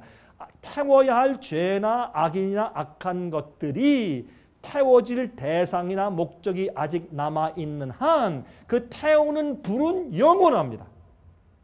태울 것이 남아있으면 계속 태워요. 다 탄 다음에 없어지면 더 이상 태울 거 없으면 그 불에 있을 불이 존재할 목적이 되어서 이유가 없기 때문에 꺼져버리는 것이에요. 그래서 연기도 없어요. 근데 세세토록 올라간다는 뭐예요? 그 계속해서 이게 게헨나라고 하는 것은 예루살렘 옆에 있던 그 쓰레기 소각장을 부르는 말이었거든요. 그러니까 쓰레기 소각장에는 예루살렘에서 나오는 그 쓰레기를 항상 갖다 부으니까 항상 24시간 불이 타고 있고 항상 연기가 올라가. 거기 가까이 가보면 구더기가 탁 튀어나와서 막 다니고 있고. 그러니까 구더기도 죽지 않으면 그런 표현이 다 그 게헨나에 대한 표현이거든요. 그러나 악인들과 마귀를 다 태워서 없애면 더 이상 태울 게 없으면 그 불의 존재가 더 이상 무의미해지는 것입니다. 꺼져버리는 것입니다. 자, 소돔과 고모라 지금 불타고 있습니까? 영원한 불로 멸망시켰다고 했는데 불타잖아요. 여러분 그 요한계시록 12장에는 태워서 재가 되게 했다고 이렇게 말씀하는 것을 우리가 알 수 있습니다. 자원은 종 출애굽기 21장에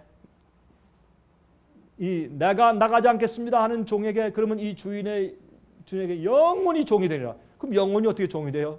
죽을 때까지 그런 뜻이죠. 그럼 산나가 사무엘을 바칠 때 내가 내 이 아이를 하나님께 영원히 바칩니다. 어떻게 영원히 바쳐요? 그 사무엘상 1장 31절입니까? 맨 끝에 보면 어떻게 되세요? 이것은 그의 평생 죽을 때까지 이렇게 설명이 되어 있어요. 그 영혼의 의미를, 그 성경의 영혼의 의미를 이해해야 돼요. 죄의 삭은 사망이지 죄의 삭은 영원한 고통이다. 그렇게 말씀하지 않았어요, 성경은. 그러면 영원히 타는 불이 무엇이냐면 정말 영원히 타오는 불이 무엇일까? 잘 보세요. 이사야 33장 14절부터 16절 시온의 죄인들이 두려워하며 경건치 아니한 자들이 떨며 이르기를 우리 중에 누가 삼키는 불과 함께 거하겠으며 우리 중에 누가 영영이 타는 것과 함께 거하리요. 하나님 앞에 설 자가 없어요. 죄를 가지고 태워 죽임을 당해요. 주님의 이 주님의 영광의 불 앞에 서는 것이 제일 무서운 불이요. 어떤 의미에서 오직 의롭게 행하는 자만 그 앞에 거해요. 그렇죠?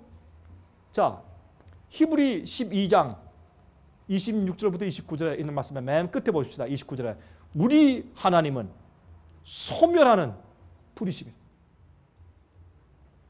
이게 무슨 말이냐 하면 여러분 이게 무슨 말이냐면 이사야 33장 10절 11절 보세요. 여호와께서 말씀하시되 내가 이제 일어나며 내가 이제 나를 높이며 내가 이제 지극히 높이 오리니 너희가 결을 잉태하고 짚을 해산할 것이며 너희의 호흡은 숨은 불이 되어 너희를 삼킬 것이며 에스겔 28장 18절 내가 죄악이 많고 무역이 불의함으로 내 모든 성수를 더럽혔으며 내가 내 가운데서 내 뱃속에서 영어에 내 뱃속에서 불을 내어 너를 사르게 하고 너를 목도하는 모든 자 앞에 너로 땅 위에 죄가 되게 하였도다. 하나님께서 하나님의 그 거룩하신 품성을 나타내는 그 영광의 광채 쉐키는 영광 앞에 우리가 서잖아요. 죄인이 서면 두렵고 떨려서 죄책감 때문에 견딜 수가 없어요. 그래서 호흡이 불이 되고 속에서 분화 스스로 태워 죽임을 당해 그 견딜 수 없는 죄책감 때문에 자기가 으스러져 버려요. 그게 제일 두려운 불이요. 그러면 의인들은 죄를 용서받고 성령의 능력으로 의롭게 되고 주의 계명을 지키는 순종하는 백성들이 되었어요. 여러분 의인은 주님께서 씌워주시는 것뿐만 아니라 우리 마음속에 의를 의롭게 창조해 주시는 것이 의이기 때문에 의롭게 된다는 주 앞에 나가서 그 주님의 임재와 영광의 광채가 그게 기쁨이 돼. 생명의 근원이 되고. 여러분 아담과 해와가요 범죄하기 전에 하나님의 임재를 너무 기뻐하고 즐거워했다가 나중에 범죄한 다음에 무서워 도망갔잖아요. 똑같은 것입니다. 여러분 사실 하나님의 임재와 그 불이 타오르는 불이 돼요. 마지막에 부자와 거지 나사로의 비유 여러분 다 아시죠? 지옥과 여러분 지옥이 있고 천당이 있지 않습니까? 그러면 천당에서 지옥을 보고 서로 대화할 수 있는 그런 곳이라면 어떻게 그게 천국이 되겠어요? 아들이 엄마 난 너무 힘드니까 물 한 방울만 그런데 어떻게 천국이 되겠어요? 그럼 다 아는 얘기죠. 그렇죠? 그래서 예수님께서는 죄인들이 어떻게 해요? 얘들아 나는 너를 원한다. 안아주려고 달려오는데 어떻게 해요? 우리는 두려워서 도망가게 돼요. 여러분 정말 여러분 마음 가운데 죄를 포기하지 않고 습관적인 죄를 그냥 가지고 있으면서 여러분이 알아요. 그 우상을 버려야 되는 걸 알아요. 가지고 있어요. 그런 가운데 여러분이 개인적으로 집에서 독방에서 무릎 꿇고 주님 내 마음에 오시옵소서. 주님 사랑합니다. 그런 기도 여러분 할 수 있어요? 못해요. 죄를 가진 자는 거룩함의 경험이 없는 자는 아무도 주를 볼 자가 없다고 성경 말씀하세요. 자 이번에 어떤 분과 기도하는데 이렇게 기도해요. 사랑합니다. 사랑합니다 예수님. 근데 제가 같이 기도하는데 그 기도하는 그분의 그 기도가 너무너무 진짜야. 내가 들어보니까 이건 그냥 그런 기도는요. 그냥 할 수 없어요. 그냥 사랑하는데 할 때 나 사랑해 이렇게 할 수 없어요. 진짜 사랑이 목이 메어도록 가득할 때 꽉 차면 그 사랑한다는 얘기가 그냥 그렇게 나올 수 없어요. 이 사람이 사랑합니다. 사랑합니다. 예수님 하는데 그 말이 제가 들으면서 제 마음 가운데 울컥해. 제가 감정적이라 그런 게 아니에요. 그 사람의 기도가 너무 진실되고 끝난 다음에 간증을 들어보니까 그가 회개한 간증을 들어보니까 진짜라 이건 진짜의 순수한 그래서 그렇게 기도할 수 있구나. 얼마나 진실한지. 그런 마음이 없이는 아무도 주를 볼 자가 없다. 그래서 예수님께서 내가 너희를 사랑한다 하고 달려와도 악인들은 그 불 때문에 태워 죽임을 당해요. 그래서 마지막에 하나님께서 어떻게 하세요?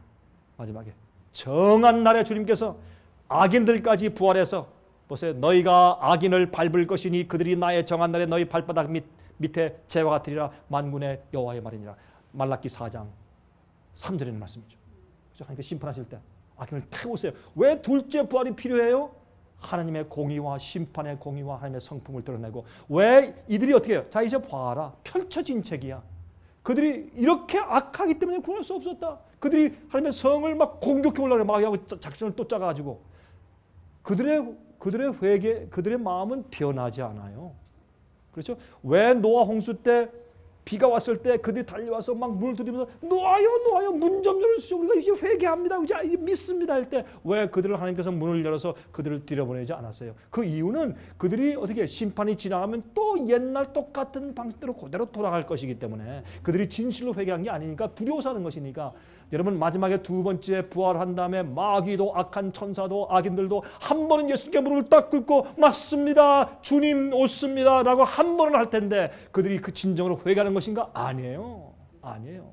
후회로 무서워서 심판 때문에 무서워서 잠깐 그렇게 할 것이에요. 그러나 그렇게 함으로 온 우주 앞에 하나님이 매 인간들을 다루시는 일에 있어서 얼마나 은혜스럽고 자비롭고 사랑이 많으시고 얼마나 공평하신지를 온 우주에 드러낸 다음에 단 한 점의 의혹도 더 이상 우주에 있지 않게 하신 다음에 끝내시는 거예요. 죄와 무덤과 사망 자체를 태워서 마귀 자체를 태워서 죄가 돼서 없애버리시는 것이에요. 그래야 새로운 시작이 되죠. 그렇죠? 그렇죠? 나중에 어떻게 해요? 사망과 음부도 죽음까지도 불에 던져 없애버려. 둘째 사망이에요. 그렇죠? 하늘에서 성이 내려올 때 천인참에 곡과 마곡 전쟁이 생겨. 이건 악인들이 다시 한번 둘째 벌이라서 다시 한번 그들이 발악하는 모습이에요. 곡과 마곡의 전쟁이에요. 이게 곡과 마곡은 옛날에 이스라엘 북쪽에 살던 이방 족속들이었으니까.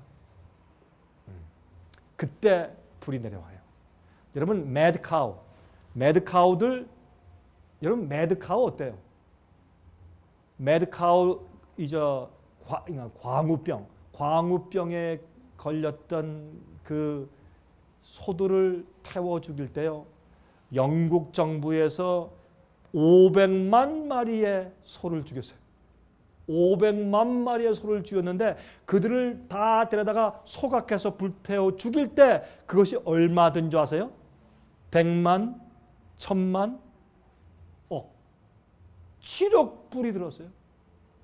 7억 불의 돈을 들여가지고 광우병 걸릴까봐, 광우병 퍼질까봐 소들을 몽땅 모아다가 불에 태워서 그 다음에 그 소각해가지고 재가 되게 해서 다 땅 속에 다 이렇게 묻어버리는데 7억 불이 들었어요. 그래도 그렇게 할 수밖에 없었어요. 왜? 더 이상 광우병이 없어야 하니까. 그러면 보세요. 여러분 광우병이 뭐예요? 이 소의 머리 두뇌가 스펀지처럼 돼요. 이 구멍이나. 그러면 아파요. 또 미쳐. 그래가지고 그러니까 미친 소병이죠. 미치니까 이 소들이 막 발다발 뛰고 그다음에 아프니까 그냥 벽에 갖다 머리를 다 받치고 서로 부딪히고 막 난리가 나. 아프니까 막 발악을 하는 거예요. 발작을 하는 것이에요. 여러분 죄가 뭔지 아세요? 발작이에요. 죄는 마귀가 뿌려준 죄의 씨가 마음속에 심겨져서 발작이 일어나는 거예요. 그건 미친 거거든. 비정상이거든요. 나중에 마지막에요. 악인들을 보고 하나님께서 어떻게 하는 줄 아세요? 자, 내가 어떻게 할까? 이들을 어떻게 할까? 그때 어떻게 해요? 하나님 태우셔야 합니다. 여러분 매드카우 소들은 죽이는 것이 그들에게 자비를 베푸는 것이에요. 막 바짝바짝 뛰고 저렇게. 악인들이 둘째 벌이 일어났을 때 그런 식으로 영원히 살게 해보세요. 그게 지옥이지. 그렇죠? 우리가요 영원한 부활, 큰 강과 아름다움이 회복되는 그 영원한 부활의 그 힘을 가지고 영원히 살아야지 그게 축복이지. 그냥 우리가 여러분 지금 현재 그 몸과 이런 식으로 여러분 영원히 사실래요? 그거는 천국이 아니라 그건 지옥이지. 그게 지옥이죠. 그렇죠? 하나님께서 내가 이들을 어떻게 할까? 그때 천사들도 의인들도 거기에 있는 아들을 보는 엄마와 아빠의 심정도, 거기에 부모들이 있는 자식의 심정도, 거기 같이 예배드리는 교우들이 저기에 있는 거 마귀와 함께 있는 것을 보는 그들의 심정도 예수님께 어떻게 말할 것입니까? 하나님 제발 자비와 은혜를 베풀어 주세요. 제발 저들 좀 보내세요. 좀 없어지게 해주세요. 저건 저주고 저들의 고통이 저렇게 영원히 계속되면 안 됩니다. 하나님 주님의 자비와 은혜를 베푸사 저들을 없애주세요. 그래서 주님께서 불로 소각해 자가 돼서 없애시는 것입니다. 이것이 하나님의 자비고 사랑이고 은혜입니다. 그렇게 하셔야 합니다. 마귀와 악한 전사와 악인들을 마지막에 취급하시는 주님의 은혜입니다. 이것을 이렇게 알아야지 우리가 주님의 심판에 대해서 오해하고 잘못 알면 주님을 섬기는 우리 태도가 잘못되게 되는 것입니다. 그래서 태운 것입니다. 마태복음 16장 27절 인자가 아버지의 영광으로 그 천사들과 함께 오리니 그때 각 사람의 행한 대로 갚으리라. 예수님께서 오실 것입니다. 내일 저녁에 여러분들께 예수님께서 오시기 직전에 성경이 말하는 마지막 사건들의 시나리오, 어떤 단계로 어떻게 이제 이 전개된다고 우리에게 도표를 말씀해 주시는가를 제가 설명을 좀 드리겠습니다. 자, 끝으로 이 찬송을 한 번 더 생각해 보고 우리 끝납시다. 하나님의 은혜로 무슨 자요? 있을 데 없는 자 왜 구속하여 주는지 난 알 수 없도다. 여러분 아멘 하십니까? 여러분 정말 아멘 하십니까? 왜 있을 데 없는 자를 주님께서 왜 이렇게 구속해 주시는지, 주님께서 말이죠, 우리가 살아서 주님을 만나든지 죽어서 부활의 부름을 받아 올라오든지 간에 주님께서 그 기적과 창조의 능력으로 우리를 타취하지 아니하시면 우리의 살아온 생의 자체가 무효가 되고 아무 소용이 없는 그런 입장에 있는 사람들을 아무 쓸데없는 자를 주님께서 불쌍히 여기서 구속하시는 주님. 여러분 하나님께 대한 오해를 풉시다. 주님께 대해서 비성서적이고 비진리대로 잘못 오해한 것들을 풉시다. 성경대로 이해하고 하나님을 올바로 인정하십시다. 그런 다음에 우리가 하나님을 똑바로 보면 내가 주님을 따를 때 어떤 불이익을 당하든지, 내가 주님을 따를 때 어떤 경험 가운데 들어가든지, 어떤 희생이 따를지라도 주님께서 분부하신 대로면 주께서 말씀하셨으니 기뻐하는 마음으로 따라갈 수 있는 삶 되시기를 간절히 바랍니다. 아멘. 기도하십시다. 자비하신 하늘에 계신 우리 아버지시여, 오늘 우리에게 또 이렇게 좋은 기회를 베푸시고 하나님 안에서 성령의 감동함 속에서 성경 진리대로 말씀을 이해하게 하셨으니 감사합니다.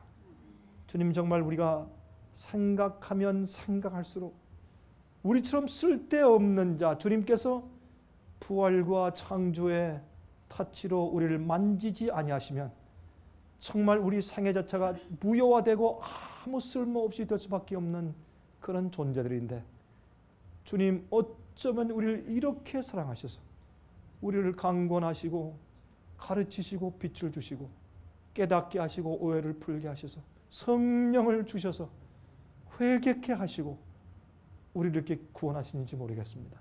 하나님 감사합니다. 아버지 감사합니다. 주님의 이 구원을 헛되게 하지 않게 하시며 복음을 복종하는 자들 되게 해 주시옵소서. 우리 마음속에 혹시 주 앞에 복종하고 굴복지 아니한 것들이 남아있으면 아버지 저희를 도와주시옵소서. 기꺼이 주님의 십자가 지는 마음을 주시고 아직도 단 한 번도 주 앞에 전적으로 굴복하고 죄를 전적으로 포기하고 주 앞에 나간 경험이 없는 자들이 혹시 있다면 주여 그들과 함께 계셔서 회개의 영과 회개의 선물을 주시옵소서. 주님은 옳습니다. 주님은 의롭습니다. 주님은 사랑이십니다. 주님은 공평하십니다. 주님은 합리적인 분이십니다. 우리에게 어떤 일이 생기든지 우린 주님께 영광과 찬송을 돌리기 원하고 평생 아니 영원토록 주님께 감사를 드리기 원합니다. 저를 도와주시옵소서. 예수 그리스도의 거룩하신 이름만 의지해서 간절하게 기도합니다.